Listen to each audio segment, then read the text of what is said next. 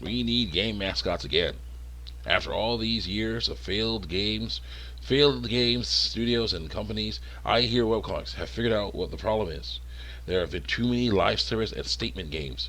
For those that don't know, statement games are a woke DEI pusher's bread and butter. They are usually short, cheap, and controversial because they make a statement about society from the point of view of the people who made the game. Now, I have no problem with a good statement game. They get a message out and have little impact on the company that produced its bottom line. Back in the old days, we had statement games and series games. Series games are the money makers. They are usually a mascot story cut up into game-sized pieces, like Mario or Sonic or Crash. Politics were usually left out of them, unless they put them in a clever way. For instance, Bowser is rich and powerful, but he wants more land and the princess. Eggman is smart enough to make robots, but he's also a silly buffoon. Cortex is a brilliant scientist, but he made Crash, Coco, and Tawna. Stuff like that is clever, but it's in its own world. Statement games are different. Statement games are all about our world, and that's no problem with the games. When the game is cheap and short and funded by the billions of dollars generated by the successful series games the company makes. What's been going on lately is that these statement game makers have been trying to push above their weight, either by focusing all studio resources on a statement game, forming a consulting company, and trying to get studios to make statement games for them, or a bit of both. The layoffs, studio closures, and loss of reputation these companies have suffered show that this stuff does not work. So what can they do to fix it? The main thing is to go against the one-two punch of the DEI and live service trends. Yes, there is a place for woke DEI field games.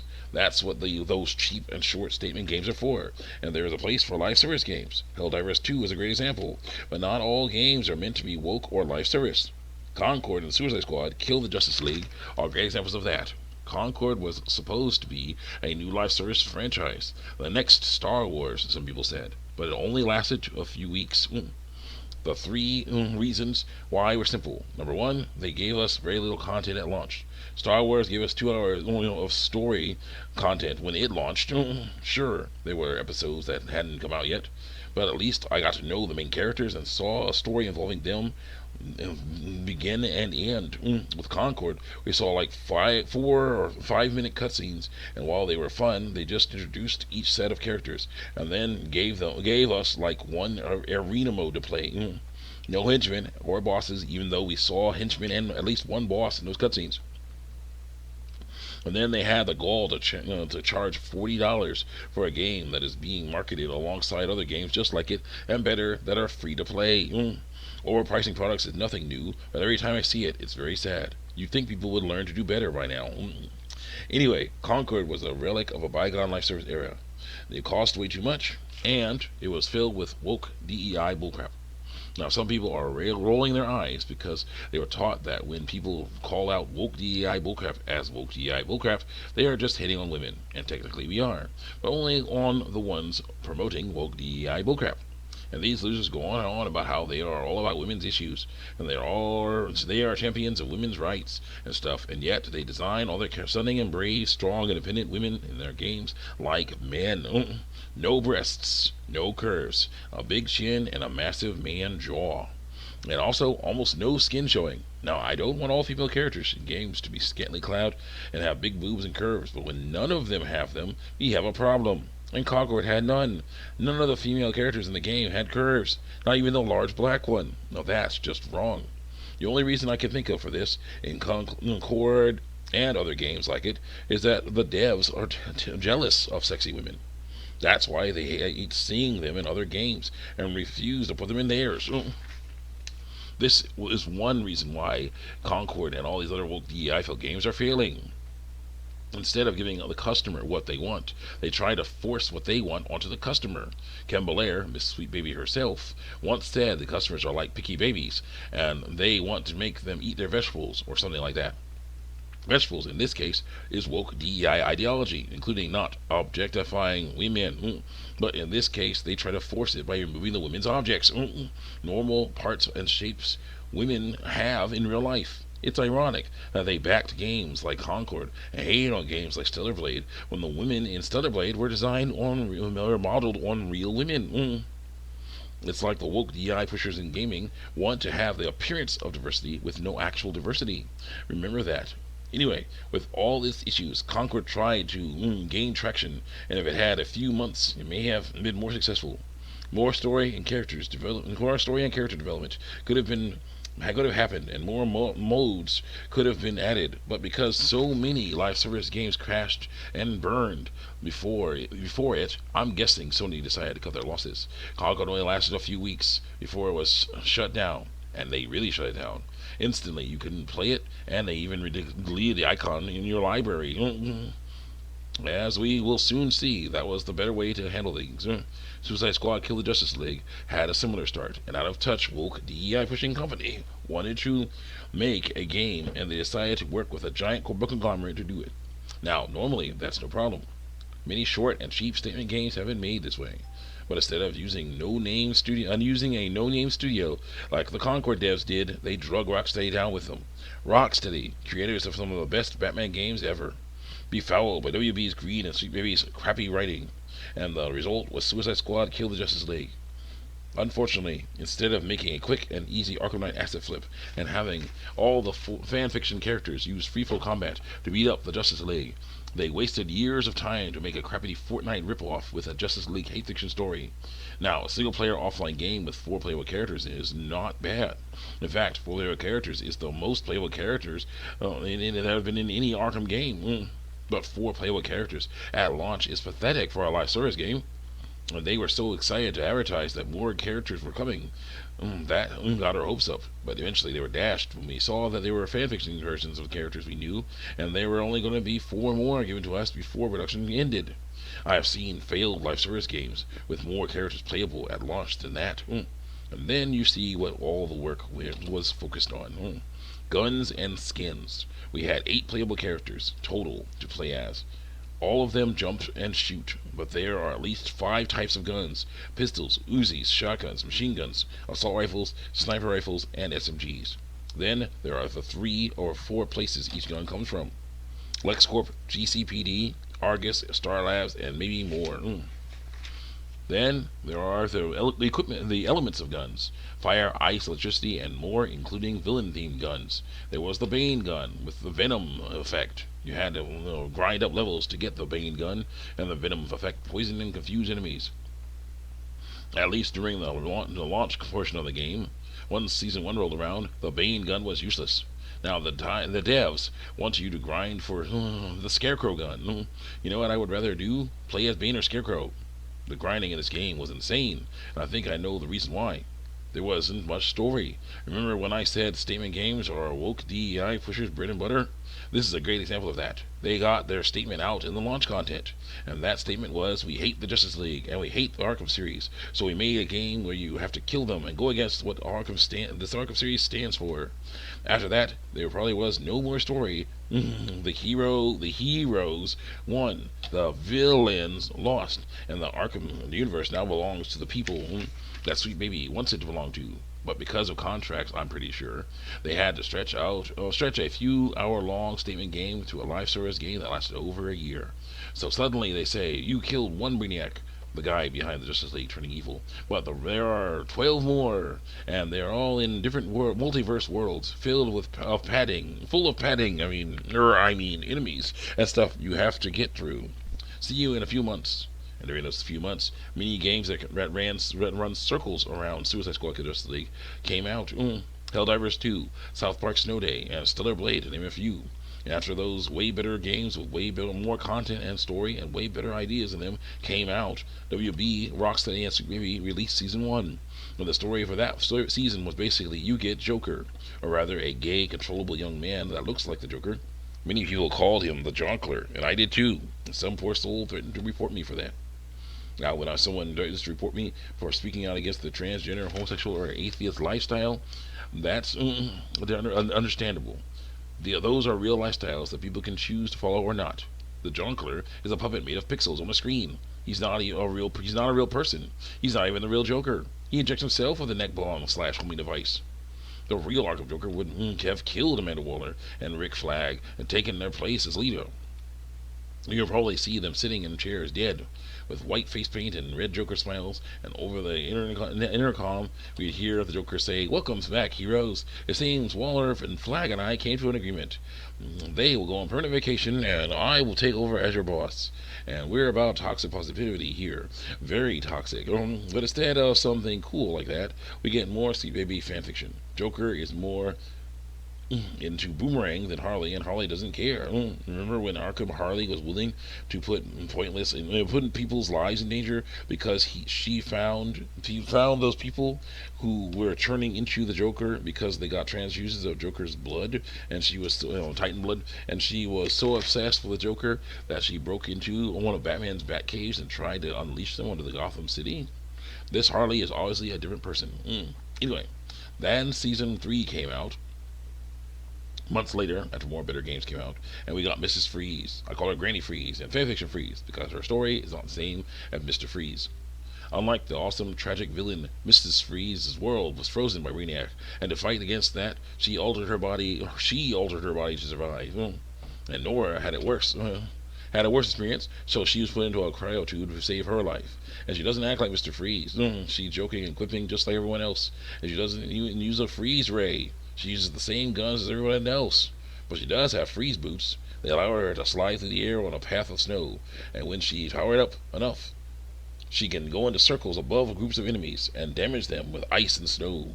She also has a weird ice axe she can use for melee finishers. She is so different from she's so different from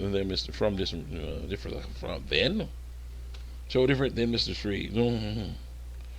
From Mr. Freeze. I'll say from. Mr. Freeze. Yet you can dress her up like Mr. Freeze. That's what many people did.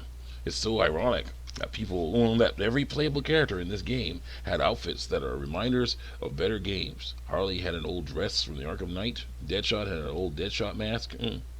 King Shark and Boomerang had outfits from their comics, and in her Arkham Knight outfit, she looks exactly like Mr. Freeze, and not just because we wish she was him, but because she has no breasts or curves either. Now, I don't want all women in games to be the same shape or size. When they don't even allow curves on large women, it takes me off. In real life, large women have curves. It feels like a war against feminism curves in the game industry nowadays, and that's messed up. Anyway, she didn't improve the player count, and after a few months, things got even worse. They gave us Lawless, a crappy Kim Belair self-insert character who used Brainiac tech she Columbused, aka stole, to give her the ability to fly and shoot energy blasts. And yet she also uses the same guns as everyone else. You know what would have been nice? If all the playable characters only used their signature weapons. Imagine Harley only using her bats and mallets. Deadshot only using his wrist cannons and guns. Boomerang only used his boomerangs. King Shark only used his knives and teeth. Jonker only used his maces and umbrella. Mrs. Freeze only used her freeze ray. Lawless only used her energy blasts. And Deathstroke only used his sword and other ninja weapons. It would have been a much better game. But we have to live with what we got. Everyone used guns, even if it made no sense. And Lawless was the most annoying of all, and that's saying something.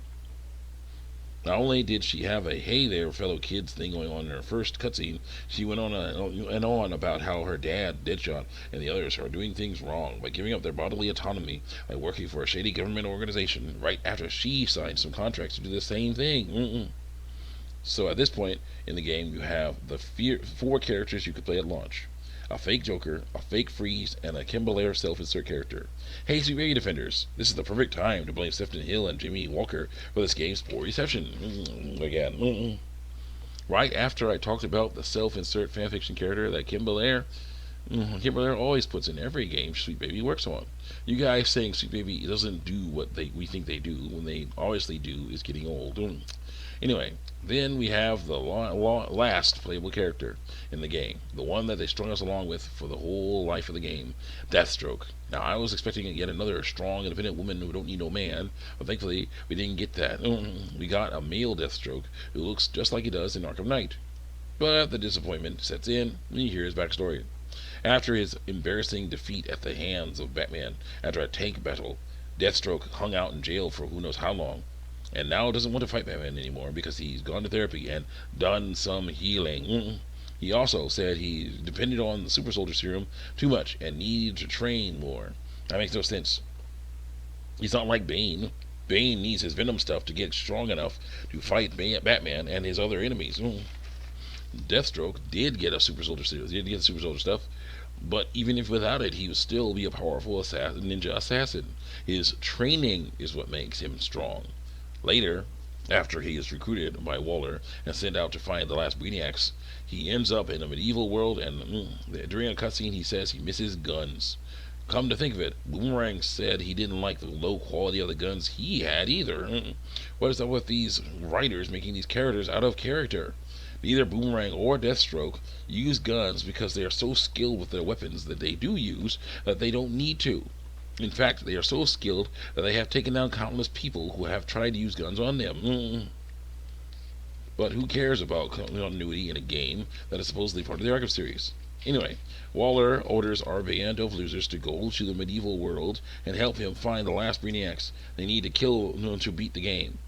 They eventually make their way through a bunch of enemies and find one. After a few waves of resistance, a Brainiac floats down, ready to deliver his normal talking to.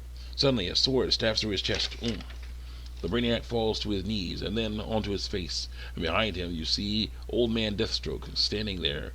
He sheathes his sword or something, and then says, "You actually listen to his speeches?" That was a fun jab at how ridiculously long this game has gone on for. After that, you fight through one more world, and then you find the nest of the last Brainiacs. Excuse me.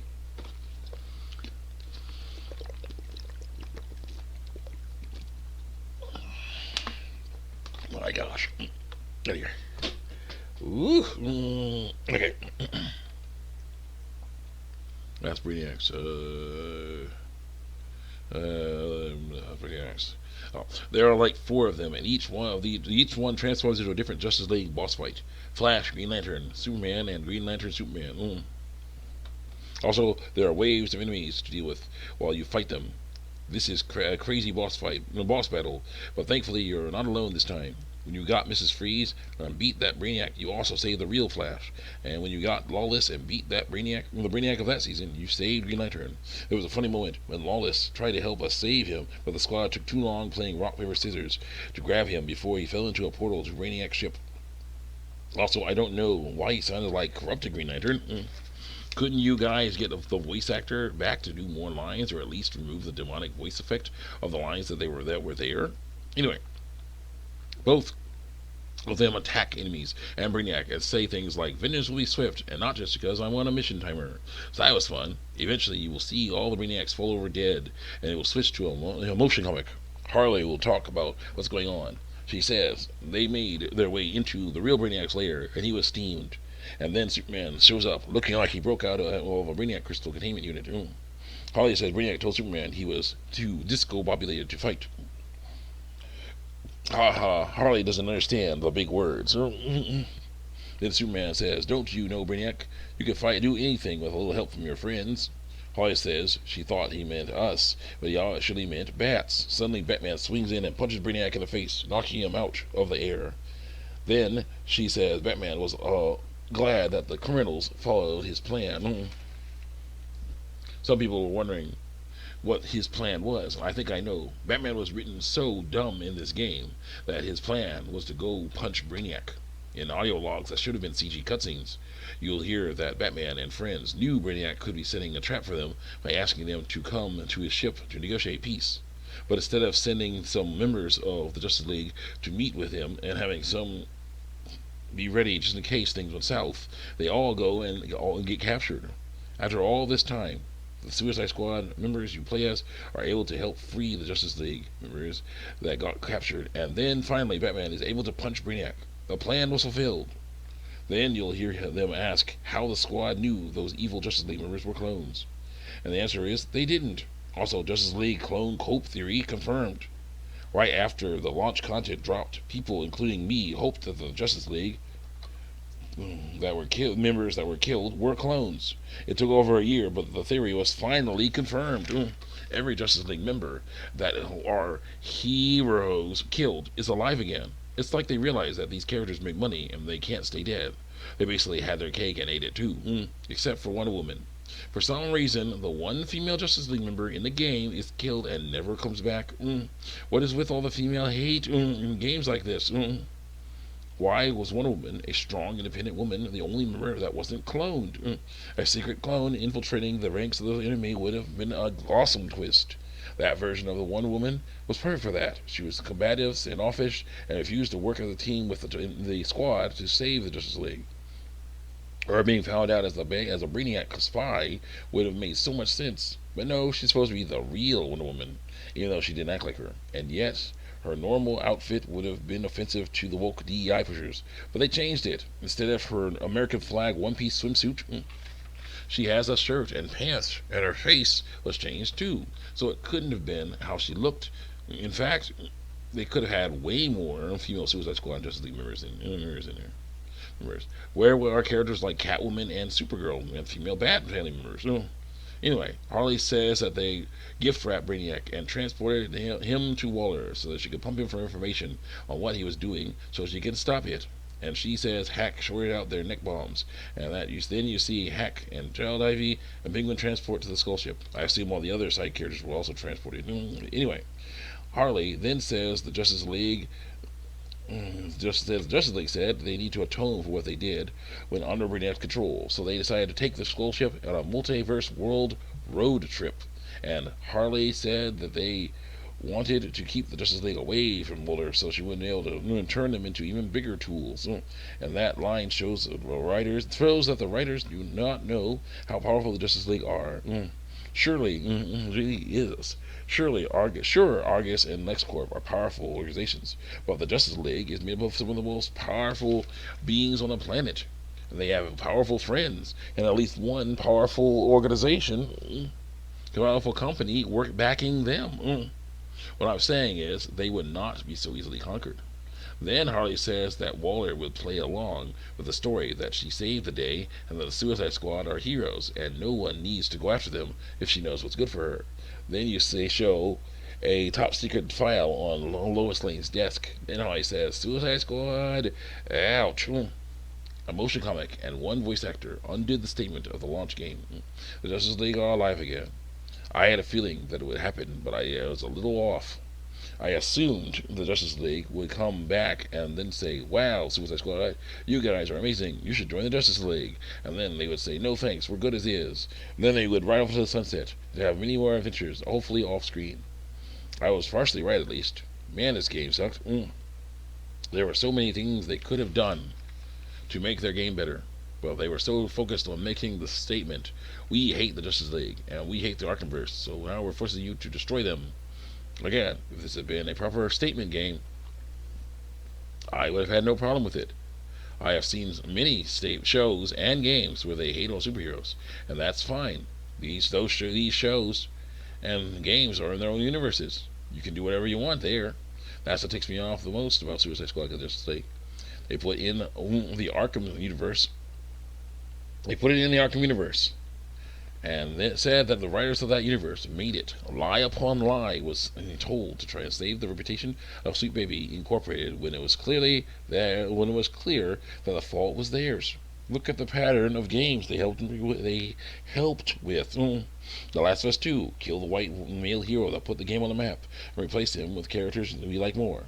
Alan Wake 2, corrupt the white male hero who put the game on the map and replace him with characters we like more. It's out next Spider-Man 2. Replace the white male character that put the game on the map with characters we like more. Suicide Squad Kill Justice League. Corrupt, kill, and replace the white male characters and the others we don't like with characters that we like more. Sweet Baby is obviously the reason this game was so bad. One way to fix the game industry is to avoid them and anyone else like them. I recently watched a video where the guys talking said that there are socialist tendencies in the woke DEI's philosophy, and that makes so much sense. They don't care about the customer. They don't care about the sales. They only care about spreading their message and getting money from government and corporate entities. And how do you think they get that money? By lying their butts off. We want to spread our message, and all we need is a few $1 million. CEO. Well, what's in it for us? Even more money. The modern audience will take the place of your core audience, and we work with big companies loaded with cash. If you get your ESG score up enough, they will pick up the slack. And we work with the government. They have billions of dollars too. Trust us. You won't even miss the cash your old audience gave you. And they fall for it hook, line, and sinker. And eventually, the company's reputation is ruined, all the talent has left, and the studio is closed down, losing people hundreds of jobs. That is why things are going so badly for the game industry. On one hand, you have cheap, lazy live service games being pumped out and failing in less than a year, and woke DEI socialist bullcrap being pumped into games, causing them to fail quickly too. And the worst, games put them all together. Imagine games with piddly amounts of content, and then the content that there is crap. No wonder all these games are failing. No wonder there are so many layoffs and studio closures. This is why I say you need game mascots again. Offline single player games with fun mascots will help fix the deficit the game industry is dealing with right now. And I said fun mascots. I think people will look back at the games from the 2020s to now, 2025. They call it the man jaw era. Seriously, so many female characters looked like men in these games. And why? To hate on people? Well, hate on the people who like attractive women in games. Take Kay from Star Wars Outlaws. She looks horrible, and for no good reason. I made a video about how she could have been designed in better ways.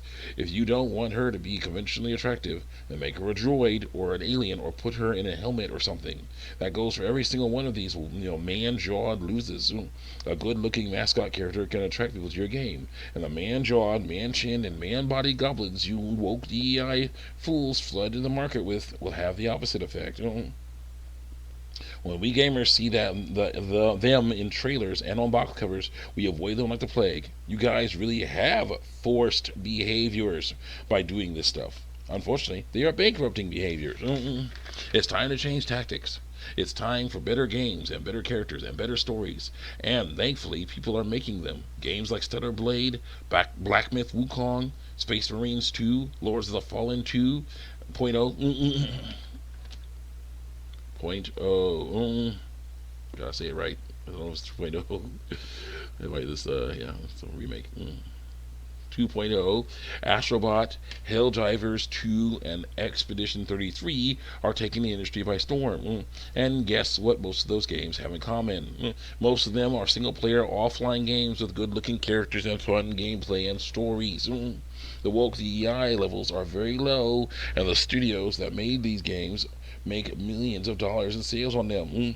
The choice is yours. Keep trying to force your statement games onto us with a budget that should go to your AAA games and watch them fail and your studio shut down, or restrain yourselves enough to take your AAA budget, make some fun mascot games that generate millions, and then use cash from those to make statement games that can run on mobile devices and older game systems, like the PS2 for Dustborn, the Xbox 360 for Unknown Night Awakening, the N64 for Crush House, and the original Xbox for Stage Fright. I go for the second choice. That way, you guys get to stay in business, make money, and get your message out. And we customers actually get fun games. Let's end this culture war. We can all get what we want if we do it right. Live service games and DEI-filled games can still exist alongside single-player offline games. They just have to be made right. No more AAA live service or DEI statement games. Lots more AAA single-player games. Those are your money makers. Learn to respect them. And the mascots don't even have to be anthro. There are many great human mascots: Batman, Spider-Man, Kratos, Eve, and the Ultramarines, to name a few. You guys can make your own. Just don't give them just don't give the females man jaw, man chin, and man bodies. That's for the men. I'm here at Webcomics. Check me out on YouTube and DeviantArt. And man, the script took a long time to finish. I was working on it for days.